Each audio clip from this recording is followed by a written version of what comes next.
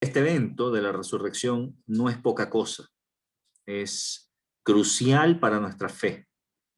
Nosotros que nos hacemos llamar cristianos, que literalmente significan pequeños cristos, somos los que antiguamente señalaban como del camino. Y efectivamente, Jesús es el camino. Jesús es el Cristo a quien nosotros seguimos y que nuestras vidas giran en torno a él. Por eso es que es importante, además, todas las otras, digamos, predicaciones que se han hecho las semanas pasadas, porque nos vienen llevando a lo que al final es una, por decir, una confluencia, ¿verdad?, de mensajes que nos llevan a la presencia del Padre. El día de hoy vamos a hablar un poco acerca de la divinidad y la humanidad de Jesús. Y esto tiene derechamente que ver con el sacrificio que él hizo en la cruz, porque es allí donde nosotros vamos a poder entender mejor esta divinidad y esta humanidad de Cristo. Y básicamente el planteamiento que comienzo a continuación es el siguiente, ¿no? Divinidad versus humanidad. Hay algunas expresiones que son comunes, que a mí me las han dicho, me las han formulado de muchas formas, y yo he tratado de resumir de alguna manera las más relevantes, por decirlo así, que de todas formas tienen la idea principal, ¿no?, de la pregunta, del cuestionamiento humano. Como por ejemplo, para Jesús fue más fácil porque él sabía lo que iba a pasar, ¿no? Este es un planteamiento donde quien lo formula establece que definitivamente, como Jesús lo sabía todo porque era Dios o es Dios, él puede de alguna forma aminorar, puede de alguna manera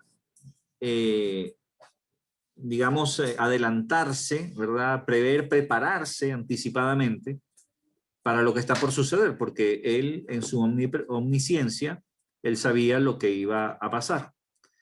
Entonces, este es uno de los postulados, digamos. Otro, para él, como era Dios, fue más llevadero. Este planteamiento también, digamos, de alguna forma, revela que la persona que lo formula cree que justamente por ser Dios, las cosas fueron más fáciles para él, ¿no? En realidad, fue fácil no pecar, por ejemplo, fue fácil, digamos, mantenerse firme, fue fácil, de alguna forma, ir a la cruz, ¿no? Olvidando ciertamente lo que representó él en la cruz, en aquel momento, en el Monte de los Olivos, cuando él suda como grandes gotas de sangre, y pide al Padre no ir a la cruz, derechamente. Entonces, bueno, estamos viendo justamente este tipo de formulaciones que muchas veces las personas hacemos, ¿no? Porque yo también en algún momento las he tenido, digamos, rondando mi cabeza. Otro planteamiento más directo, usó su poder para sufrir menos, ¿no? No le dolió tanto. De alguna manera minoró el dolor, su sufrimiento, ¿verdad? Porque, bueno, él era Dios, él lo sabía todo, y además, con su poder divino, él obviamente pudo haber aminorado su dolor.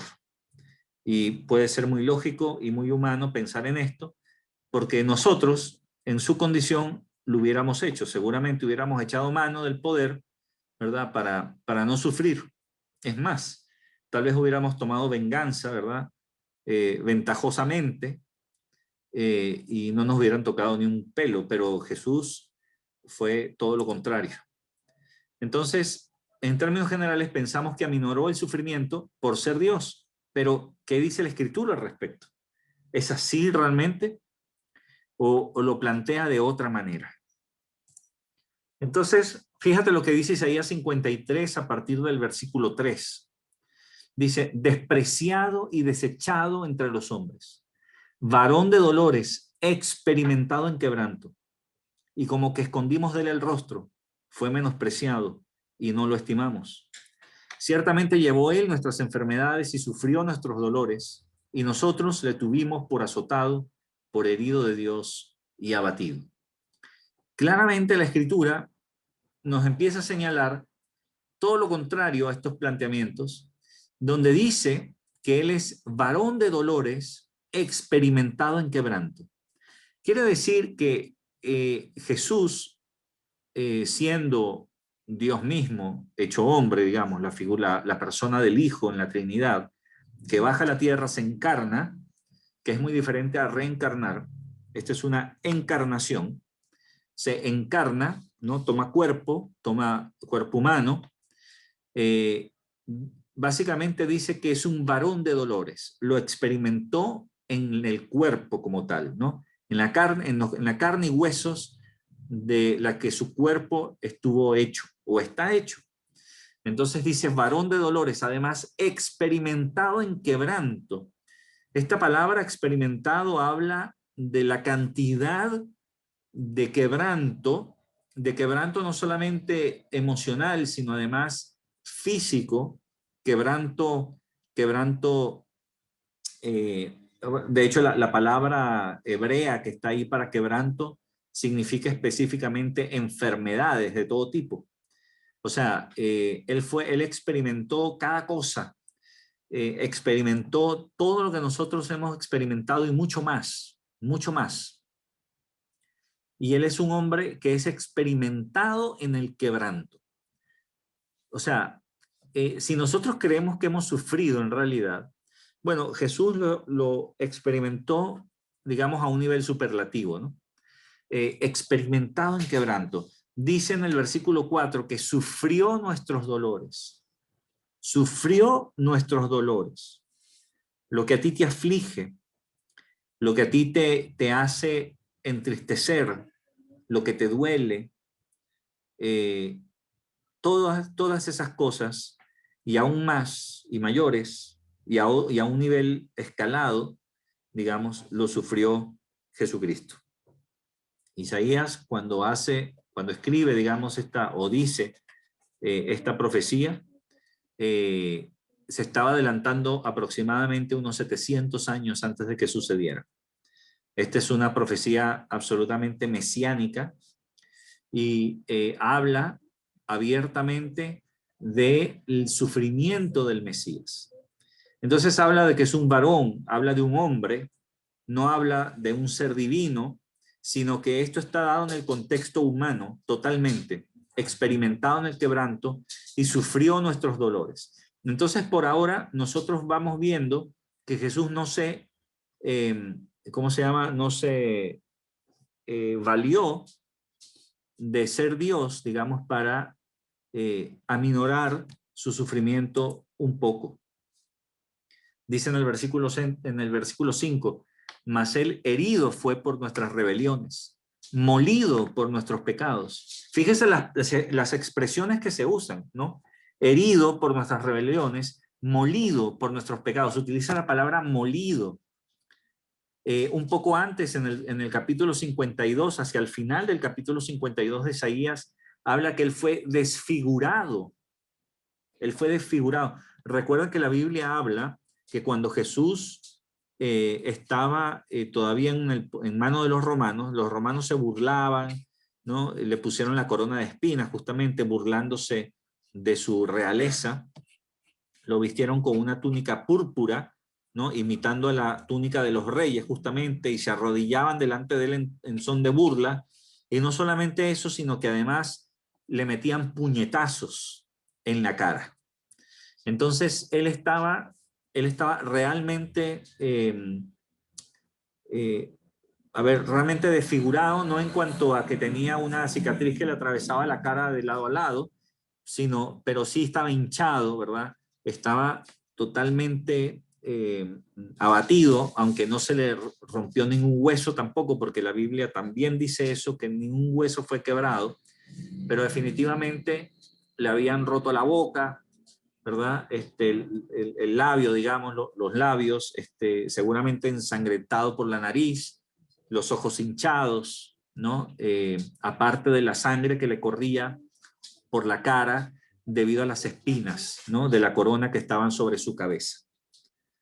Entonces, estas palabras que utiliza la Biblia son realmente así. Nosotros las películas que podemos ver de Semana Santa no dan cuenta de estas cosas, ¿no? Sería muy grotesco. De hecho, La Pasión de Cristo, por ejemplo, de Mel Gibson, es una película que recrea con un poco más de realidad, digamos, lo sucedido en el Calvario.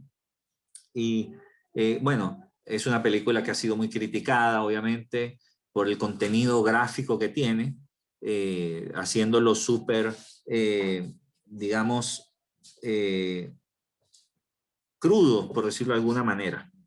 Así que pero estas cosas pasaron así, ¿no? Dice que Él fue molido por nuestros pecados. O sea, imagínate el contexto de esto, o sea, la frase. No es cualquier cosa, no fue un castigo que le pegaron y lo dejaron ahí y ya. No, sino que fue molido por nuestros pecados, herido por nuestras rebeliones. No, justamente el castigo, dice, el castigo de nuestra paz fue puesto sobre él y por su llaga fuimos nosotros curados. Entonces, por eso es que la Biblia dice abiertamente que él sufrió nuestros castigos, nuestros dolores. Él sufrió. Y justamente, bueno, ahora vamos a ver por qué lo sufrió, ¿no? Eso lo vamos a ver un poco más hacia el final. Vamos al versículo 6 que dice, todos nosotros nos descarriamos como ovejas, todos. No dice algunos, dice todos. Todos estamos fritos de alguna forma, ¿no? Cada cual se apartó por su camino. Mas Jehová cargó en él el pecado de todos nosotros. Fíjense que la profecía, ¿verdad? Habla en pasado, ¿no? Es interesante. Fue herido, fue molido, cargó, la habla en pasado, pero todavía no había ocurrido. Entonces, claro, esto trae un poco de confusión para el pueblo judío. Eh, bueno, no está de más decir, por ejemplo, yo que he conocido judíos muy, muy de cerca, estuve a punto, como ya saben muchos de ustedes, de meterme a judío, incluso de convertirme al judaísmo, porque es fascinante la religión simplemente. Sin embargo, en el mundo judío, en el mundo hebreo actual, solamente los judíos ortodoxos son los que creen, los que se apegan un poco más a estas cosas y sin embargo las entienden mal. Pero la gran mayoría del pueblo israelí en realidad no creen en estas cosas, creen que son fábulas o son leyendas, mitos, tiene algo de verdad con algo de mentira, hay hipérboles, hay un montón de cosas aquí que están de alguna forma tergiversadas o exageradas y no lo creen tal cual, ¿no? Eso lo sé de primera mano. Entonces, esto se presta a confusión, pero aquí habla directamente de lo que hizo Dios con Jesucristo. Cargó en él el pecado de todos nosotros. Este es un hecho, ¿no? Y gracias a eso es que nosotros estamos justificados. Bueno, por el momento, como nos estamos centrando justamente en que si él utilizó su poder divino para minorar un poco su dolor físico, ¿no? Como hombre, hasta ahora hemos visto que no es así. Y Jesús fue justamente desfigurado, molido, ¿no? Y tenemos, claro, tenemos una figura así, por ejemplo, que fue una toma, ¿verdad? Es un acercamiento de la pasión de Cristo, donde podemos ver más o menos cómo pudo haber sido, como verán allí, ¿verdad? Ensangrentado, los ojos golpeados, uno más que otro, en fin, está realmente desfigurado, ¿no? Tal vez hasta irreconocible o difícil de reconocer. Recuerden que fue él colgado en una cruz, ¿no? Fue clavado a una cruz eh, completamente desnudo, ¿no? Obviamente por pudor no lo representan completamente desnudo, sino que le ponen ahí una especie de pañal, ¿verdad? De taparrabo, por decirlo de alguna forma. Pero él estuvo completamente desnudo y su cuerpo lacerado completamente, ¿no? Destruido, por decirlo de alguna manera, molido, como dice la palabra. En el versículo 7 dice, angustiado él y afligido. Fíjense que habla de sufrimiento, habla de lo que él sentía. Él estaba angustiado, también estaba afligido. Dice, no abrió su boca, y como cordero fue llevado al matadero, y como oveja delante de sus trasquiladores, se enmudeció y no abrió su boca. Esto, hay otro versículo que dice que él cayó por amor. Justamente, él no abrió su boca para que se cumpliera la escritura. Él aquí en Isaías ya dice que él fue calladamente. Y Jesús, para cumplir con las escrituras, ¿verdad? Él simplemente no abrió su boca. Efectivamente, en el 8 dice, por cárcel y por juicio fue quitado. Y su generación, ¿quién la contará? Porque fue cortado de la tierra de los vivientes, es decir, fue asesinado. ¿Por qué? Por la rebelión de mi pueblo fue herido. Entonces, el pueblo rebelde, ¿no? Efectivamente, tomó a Jesús y lo llevó a crucificar. Como las leyes judías no daban para crucificar o para matar a Jesús, de alguna forma, ellos tuvieron que recurrir a la ley romana y presionar, ¿verdad?, a los romanos, que a ellos le daba lo mismo si en realidad, si Israel tenía profetas o no. Ese era un tema interno y ellos no tenían por qué meterse en la religión, digamos, o en la cultura como tal de Israel, siempre que estos pagaran sus impuestos. El problema venía cuando, si ellos no llegaban a pagar los impuestos, entonces se metían en un problema directo con Roma y entonces venía una presión, ¿verdad? Mucho más sanguinaria para obligarlos a pagar. Del resto, ellos podían hacer sus vidas como les daba la gana, ¿no? Como mejor les parecía. Y los romanos no se iban a meter en eso, porque meterse en eso era también inquietar al pueblo, era formar rebeliones, más de las que ya había, ¿verdad? Por los impuestos que cobraban y la opresión y presión que ejercían, ya era más que suficiente. Entonces los romanos no se metían en cosas, digamos, internas, culturales del pueblo judío, les da lo mismo. Entonces, por eso es que ellos tuvieron que ser presionados, muy presionados, para que efectivamente Jesús tuviera que ir a la cruz. Ahora, bueno, después vamos a ver de ese tema un poquito más en detalle. Pero efectivamente él estaba angustiado, estaba afligido. ¿Dónde vemos acá que Jesús utilizó su poder, ¿verdad?, para aminorar, aunque sea un poco, el sufrimiento? No lo vemos por ningún lado. La escritura es muy clara en este punto, ¿no? Y por el contrario, nos habla de todo el sufrimiento y de la aflicción que el Mesías estaba pasando. En el versículo 9 dice, y se dispuso con los impíos su sepultura, mas con los ricos fue en su muerte, aunque nunca hizo maldad ni hubo engaño en su boca. Entonces, obviamente que donde él fue enterrado era un lugar donde, bueno, estaban enterrados impíos, ¿no? Se dispuso con los impíos su sepultura, pero fue en una tumba de ricos, porque José Arimatea, que fue el que cedió la tumba para enterrar a Jesús, era un hombre rico que seguía a Jesús, le simpatizaba con Jesús y de alguna manera le estaba haciendo un seguimiento, ¿no? No fue activo 100%, pero aparentemente le tenía cariño y lo seguía de alguna forma. Por eso es que dice que con los ricos fue en su muerte. Él fue enterrado en una tumba de ricos, aunque nunca hizo maldad ni hubo engaño en su boca. O sea, él fue enterrado junto con los impíos, pero en él no hubo pecado. En el 10 dice, con todo eso, Jehová quiso quebrantarlo, sujetándole a padecimiento.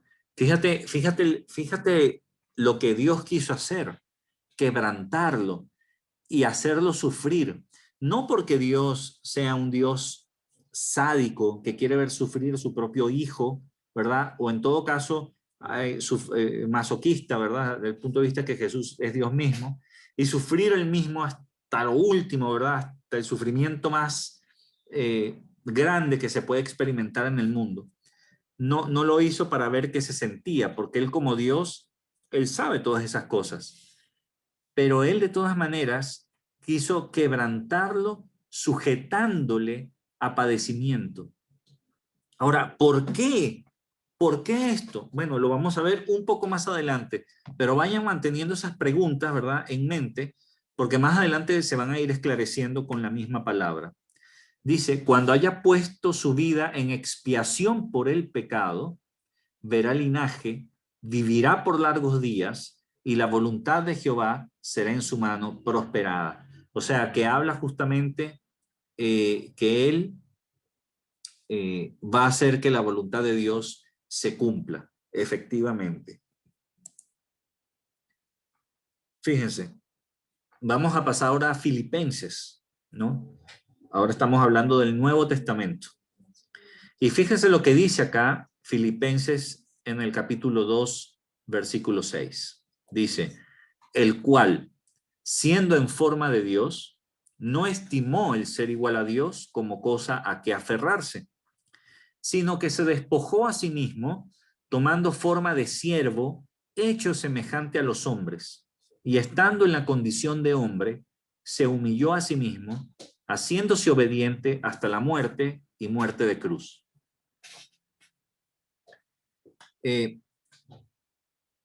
Aquí, efectivamente, en el versículo 6 está diciendo que él no estimó el ser igual a Dios como cosa a que aferrarse.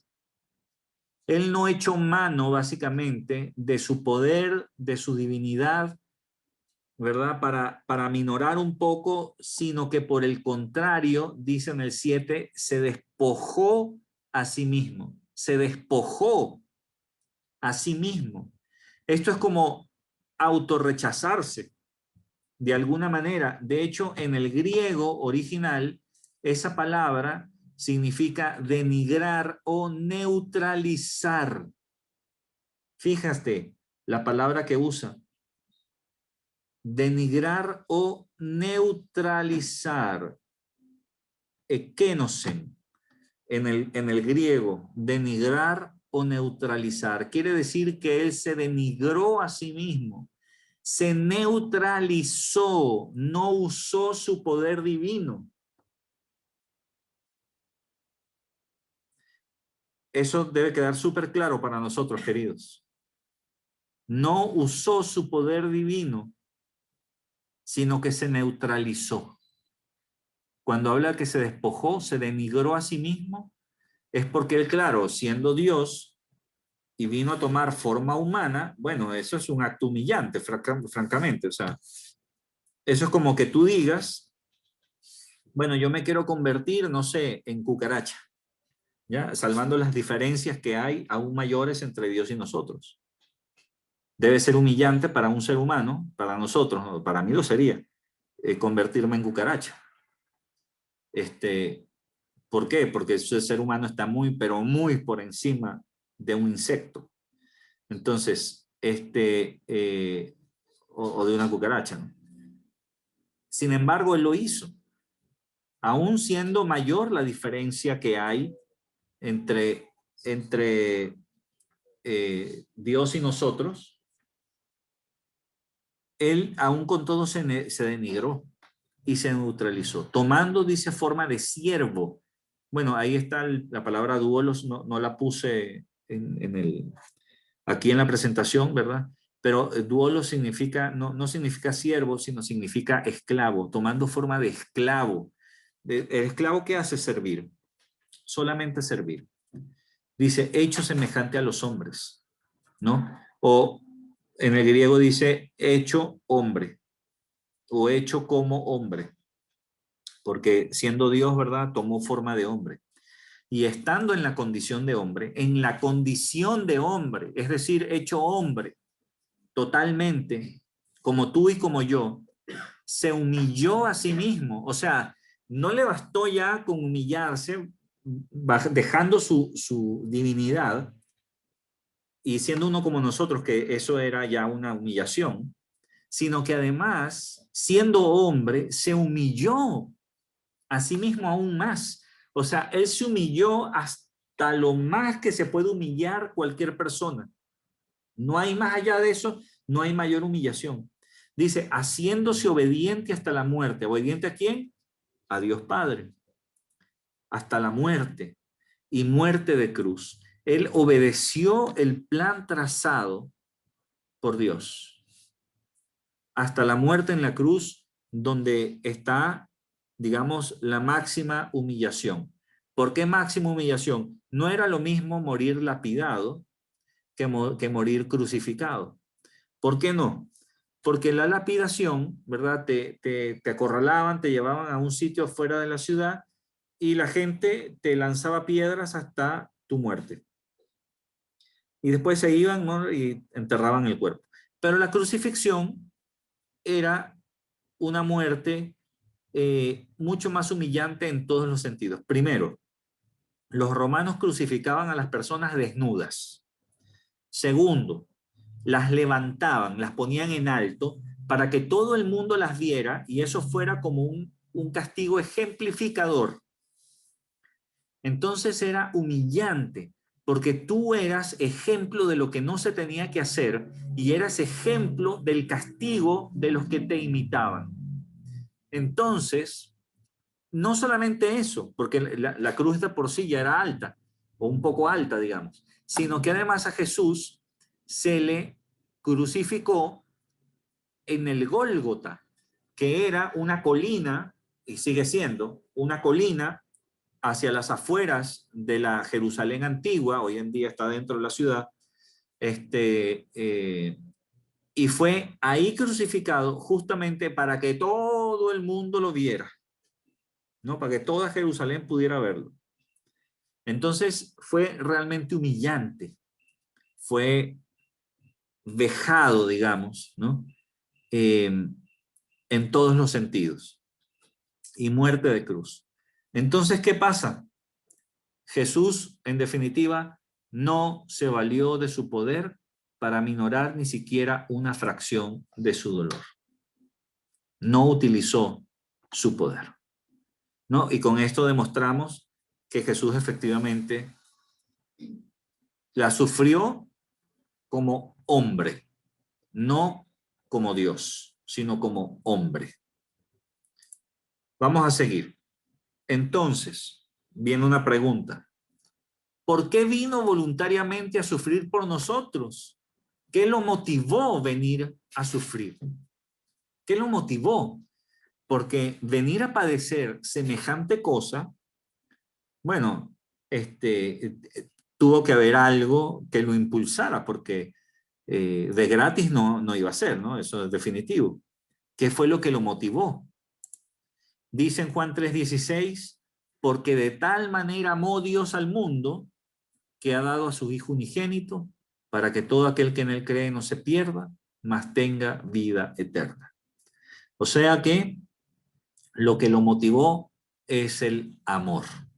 Dice que amó Dios de tal forma, de tal manera, ¿a qué punto nos habrá amado a ti y a mí? Dice que ha dado a su Hijo unigénito, a su único Hijo. Lo entregó, lo sujetó a sufrimiento y y dejó, ¿verdad? Que lo entregó su vida, digamos, justamente para que tú y yo no tengamos que entregar la nuestra de esa manera. Para que tú y yo no tengamos que terminar en el infierno, ¿no? Diciéndolo de manera directa. Entonces, es importante que lo que motivó a Dios a hacer todo esto fue básicamente el amor, no otra cosa. Él nos amó. Ahora, ¿de qué manera entonces Jesús no hizo trampa, sino que se apegó a su ley y la cumplió a cabalidad. Jesús no hizo trampa, hermanos, sino que él se apegó justamente, cumplió él mismo con su propia ley.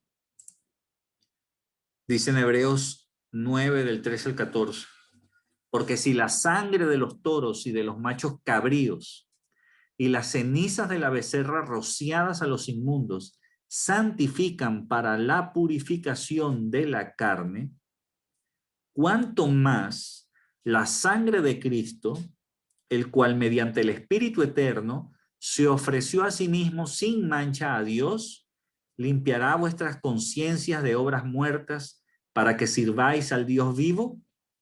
Cuánto más la sangre de Cristo, porque si ya la sangre de los animales nos purificaban, cuánto más hará la sangre de Cristo, ¿no? La pregunta. Y casi todo, dice en el versículo 22, es purificado según la ley con sangre. Y sin derramamiento de sangre no se hace remisión. Es decir, sin derramamiento de sangre no hay perdón de los pecados. Entonces, ¿qué pasa? Que Jesús tenía, o para que haya derramamiento de sangre, mejor dicho, para que haya perdón de los pecados, tenía que haber derramamiento de sangre. Por eso es que en Éxodo 12, ¿verdad? Y aún desde antes, desde el Génesis, en el capítulo 3, vemos el primer sacrificio que Dios tiene que hacer, eso no está aquí en la presentación, pero yo les digo que en Génesis 3, nosotros encontramos el primer sacrificio que tiene que hacer Dios para cubrir el pecado de Adán y Eva. ¿Y qué es lo que hace? Bueno, acuérdate que una de las cosas que hicieron fue que cuando se dieron cuenta que estaban desnudos, se hicieron delantales con hojas de higuera, ¿no? ¿Y qué tuvo que hacer Dios? Tuvo que matar a un animal y les hizo túnicas de pieles y los vistió con túnicas de pieles. Y eso cubrió la desnudez del hombre y quitó la obra muerta. ¿Por qué la obra muerta? Porque fue una obra que no hicieron en conformidad con la voluntad de Dios, sino que fue una obra independiente de lo que Dios les había mandado hacer. Porque recuerdan que la instrucción de Dios a Adán era que él cuidara del huerto. Y cuando Adán no cuida del huerto, sino que se teje delantales para cubrirse el cuerpo, él no estaba haciendo lo que se le había mandado hacer, sino que estaba haciendo algo de su propia cuenta. Es un acto o una obra independiente de Dios, por lo tanto, fuera de su voluntad, y eso se llama obra muerta. Por eso es que la Biblia dice que él vino a deshacer las obras de la carne, ¿verdad? Las obras muertas. ¿Y qué pasa?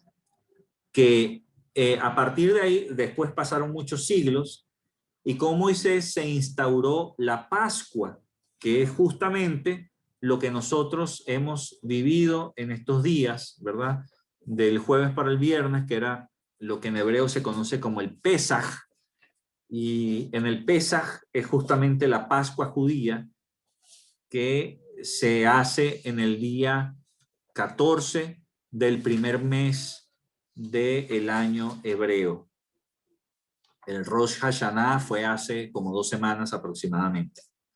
Quiere decir el año nuevo hebreo. Así que, ¿qué tenemos? Tenemos que por ley, ¿verdad? En Éxodo 12 se explica en la instauración de la Pascua que Dios puede ver la sangre como señal y pasa por alto, pasa por encima, ¿verdad? De las casas que tenían la señal de la sangre. Eso es como que nosotros, ¿verdad? No nos toma en cuenta nuestro pecado, lo pasa por alto. Se hace el de la vista gorda, si quieres. Y él lo pasa por alto. Entonces, por eso es que la sangre es importante, porque después de ahí fue instaurado que todos los años, en el Pesaj, tenía que haber el sacrificio de un cordero sin mancha, un cordero perfecto, de un año, macho, ¿verdad? que no tuviera ningún defecto. Entonces, esto es importante, porque Jesucristo justamente sustituye ese cordero. Ahora, este cordero que antiguamente se mataba era un animal, obviamente, y este animal, la sangre servía justamente para que el pueblo tuviera perdón de pecado. Y eso es lo que Dios instauró por ley. Por ahí alguna vez me dijeron, entonces Dios es un Dios sediento de sangre. No, no es un Dios sediento de sangre. Pero la ley establece que la vida está en la sangre. Y cuando una vida se entrega en sustitución por otra, porque la ley habla de castigo para aquellos que hacen lo malo, entonces alguien tiene que pagar. Y para que no pague el ser humano, Dios dijo, está bien, usen a los animales. Y por eso es que los animales eran las ofrendas que sustituían el castigo humano de alguna manera, porque Dios es justo y si tú haces algo malo, eso malo se tiene que pagar, porque eso es justicia. Entonces, justamente porque nos ama Dios, Él prefirió que sufriera la muerte los animales. Yo creo que si no hubiera sido así, ya estuviéramos extintos, ¿no? De tanto pecado. Y no quedaría hombre alguno de pie. Entonces, pero el Señor justamente instauró esto, y era la sangre de los animales la que sustituía nuestra sangre, y Dios, y se cumplía la ley. No es que Dios es un Dios sediento de sangre, eso sería una blasfemia. Pero es un Dios que hace cumplir la ley. Así que, dicho esto, nosotros tenemos lo siguiente, que una de las cosas que Dios hace con Jesús es sustituir el sacrificio de los animales por un solo y último y único sacrificio, que es el de Jesucristo. Llega un momento en que Dios dice que Él está harto, ya hasta la coronilla, del sacrificio de animales, de la grasa, ¿verdad?, de los carneros y de la quema de todas la carne y las vísceras, porque al animal lo quemaban, pues una parte se la comían y otra parte la quemaban. En Éxodo 2 se puede encontrar la regla, también en Levítico, en Deuteronomio. Entonces, en sustitución de todo eso, Jesús hace un sacrificio sublime, y por eso a Él se le conoce como el Cordero de Dios que quita el pecado del mundo, palabras de Juan el Bautista. Entonces, por eso es que la ley dice, aquí en Hebreos se está citando la ley, dice que sin derramamiento de sangre no se hace remisión. Todo esto lo expliqué, ¿verdad?, para que estuviéramos en contexto y pudiéramos entenderlo. Entonces, ¿qué ocurre?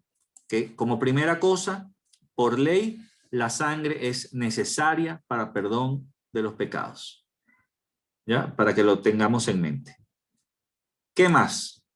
En Romanos 6:23 dice que la paga del pecado es muerte, mas la dádiva de Dios es vida eterna en Cristo Jesús, Señor nuestro. O sea que el pecado, nosotros lo que podemos esperar del pecado es muerte. Pero lo que Dios nos entrega es vida eterna a través de Jesucristo. A través de Jesucristo, que es Señor nuestro. Como ya dije, la palabra, he dicho en otros momentos, la palabra Señor aquí significa dueño, amo.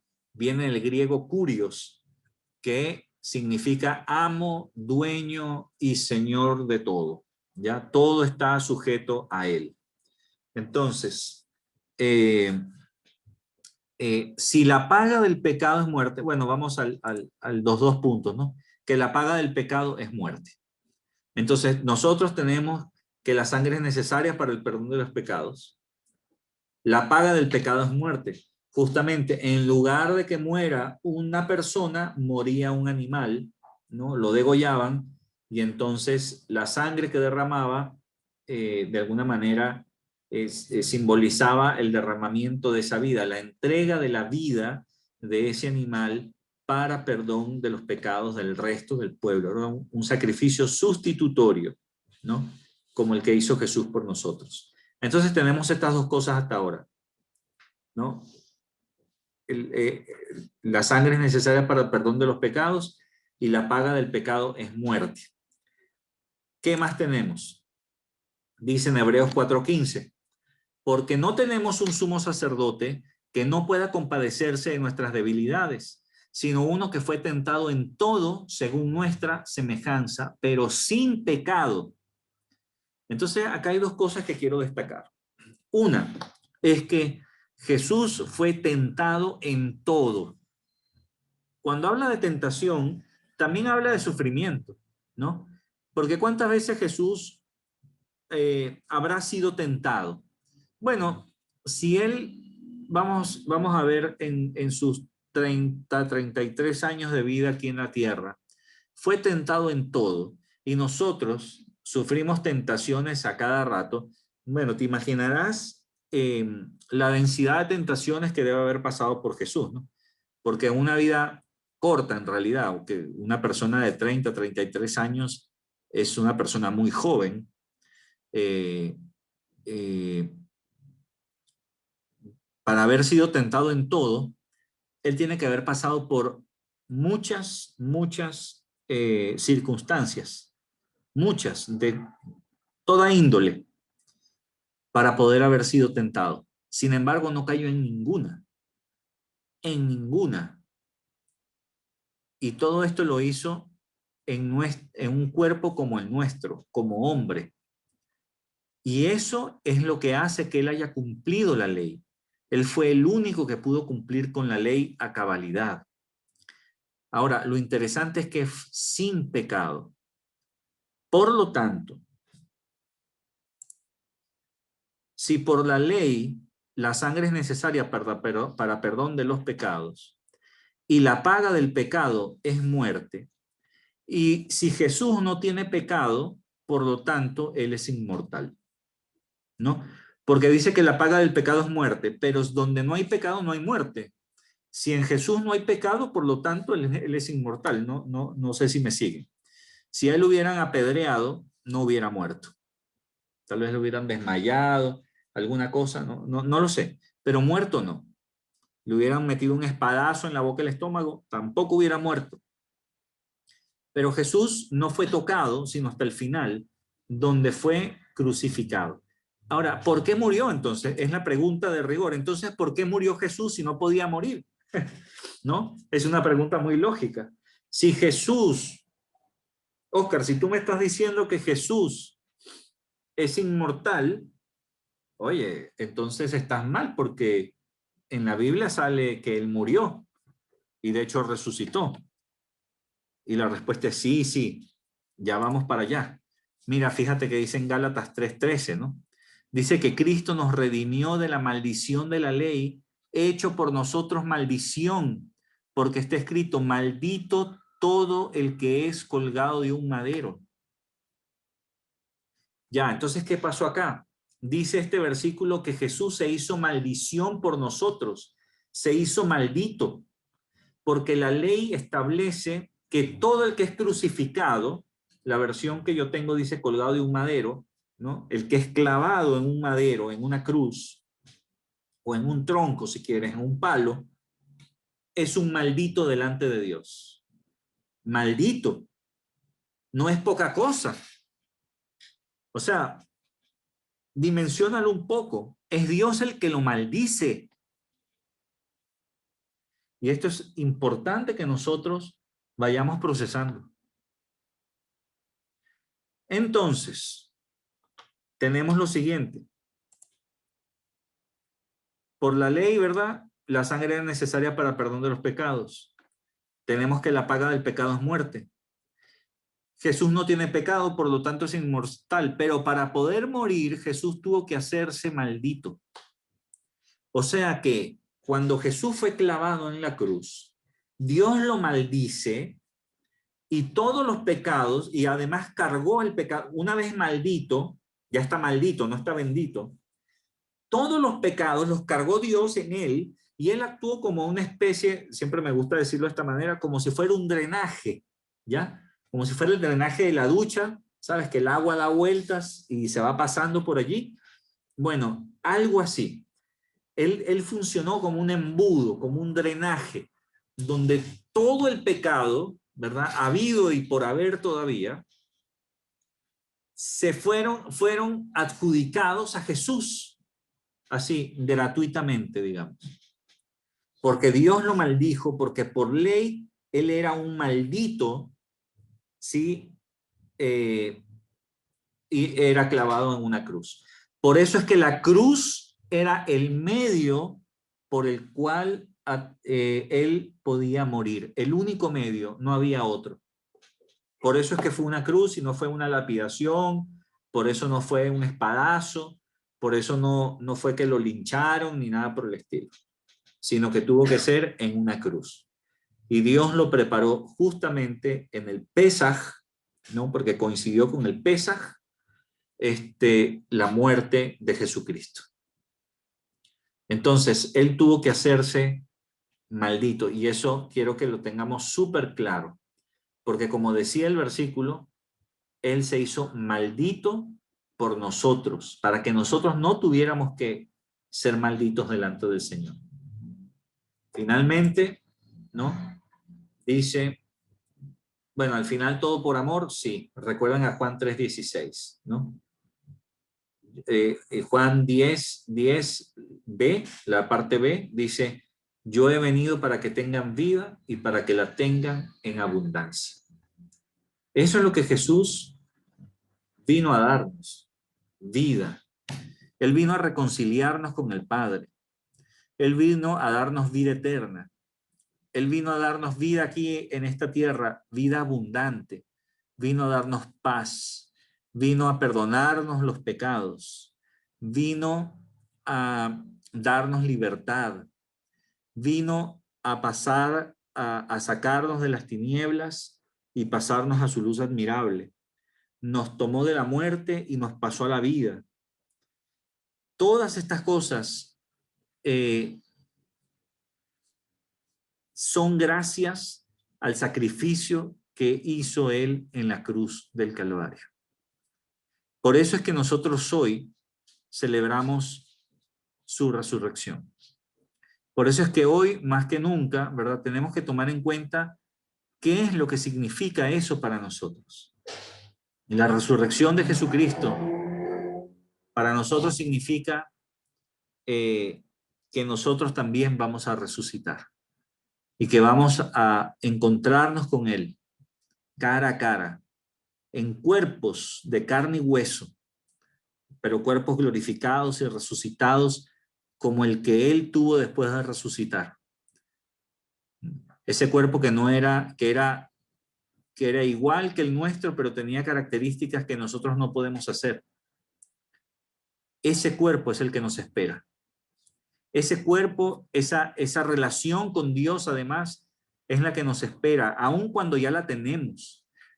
Una de las cosas que hizo con su muerte fue también darnos acceso, como dijimos la semana pasada, nos dio acceso a la presencia del Padre. Y por eso podemos ir confiadamente, dice la Biblia, al trono de la gracia para encontrar consuelo para el oportuno socorro, para encontrar alivio. Ahí encontramos nuestra identidad, nuestro valor, encontramos nuestro propósito, encontramos todo allí en la presencia de Dios. El velo del templo simbolizaba la separación que había entre el lugar santísimo, que es donde estaba el arca de la alianza y se representaba la presencia misma de Dios, ¿verdad? Separaba ese lugar santísimo del lugar santo, que era donde iban a orar los sacerdotes. Él rompió ese velo de arriba abajo. Esa ruptura de velo significa eso justamente. Rompimiento del antiguo pacto. Comienza el nuevo pacto a regir. Ahora tenemos acceso. Por eso es que estaba profetizado desde la antigüedad. Los profetas decían, y en aquellos días ya no habrá necesidad de que nadie le enseñe a otro acerca de Dios, sino que todos los conocerán, grandes y pequeños. ¿Por qué? Porque tenemos acceso a su presencia, tenemos acceso a su palabra, tenemos acceso a su conocimiento, podemos conocerlo, podemos hacer su voluntad, podemos amarlo. De hecho, el primer mandamiento es amar a Dios por sobre todas las cosas, con toda tu mente, con todo tu espíritu, con todo tu corazón, con toda tu alma, con todo nuestro ser. Y el segundo es muy parecido: ama a tu prójimo, a tu vecino, como a ti mismo, como a ti mismo. Esto es importante que nosotros vayamos entendiendo y vayamos poco a poco llevando nuestras, ¿cómo se llama? Sus palabras, las palabras de Jesús, a nuestras vidas, internalizándolas. Porque Él tuvo que hacerlo, el sacrificio por nosotros, para darnos vida eterna, querido, para tener acceso al cielo, para que el día que cuando tú y yo estemos en nuestro lecho de muerte y expiremos nuestro último aliento, podamos estar en la presencia de Jesucristo, justificados, porque Él pagó el precio, porque Él estuvo allí sacrificándose por ti y por mí, soportando el dolor por ti y por mí, por amor puro. Porque Cristo, y escúchame bien, esto no es una frase desgastada, Cristo te ama profundamente. Valemos la sangre de Cristo, vales la sangre de Jesucristo. Ese es tu verdadero valor. El Rey de Reyes, el Señor de Señores, aquel que creó todo, lo que se ve y lo que no se ve, el cielo, el universo, todo lo que hay, desde lo más pequeño hasta lo más grande. Ese mismo Rey, ese mismo Señor, dueño de todo y amo, es el que nos amó y te amó y dio su vida por ti para que tú pudieras gozar del regalo de la salvación. Dios quiere pasar la eternidad contigo. Esto es importante que lo entendamos. Pero también es importante entender que nosotros no somos especiales, queridos. Si nosotros hubiéramos estado en el tiempo de Jesús, seguramente, muy probablemente, también hubiéramos sido de los que lo hubieran vituperado, también hubiéramos sido aquellos que hubieran pedido su crucifixión, también lo hubiéramos tildado de loco, también le hubiéramos dicho: tú que tanto salvaste a otros, sálvate a ti mismo, baja de la cruz y creeremos en ti. También seguramente le hubiéramos dicho ese tipo de cosas. No creas que porque han pasado 2000 años, nuestros corazones son diferentes a los de ellos. Lo que pasa es que ahora que ya han sucedido todas las cosas, tú y yo entendemos un poco más, entendemos más las Escrituras y estamos conscientes de quién es Jesucristo, pero no tuvimos que ver todo el espectáculo que Él pasó y sufrió, pero sí tenemos que concientizarlo y tenemos que imaginarlo para sensibilizarnos ante lo que Cristo hizo por nosotros. Y de esa manera, seguramente vamos a poder imitarlo cada vez más, y por agradecimiento a tal sacrificio, vamos a desear imitarlo y sufrir junto con Él. No la cruz, pero sí el rechazo y tal vez persecución de algún tipo. Todos los que estén dispuestos, entonces, serán considerados como Dios dijo que los iba a considerar, ¿no? Porque todo aquel que quiera salvar su vida la perderá, pero el que la pierda por causa de mí, la salvará.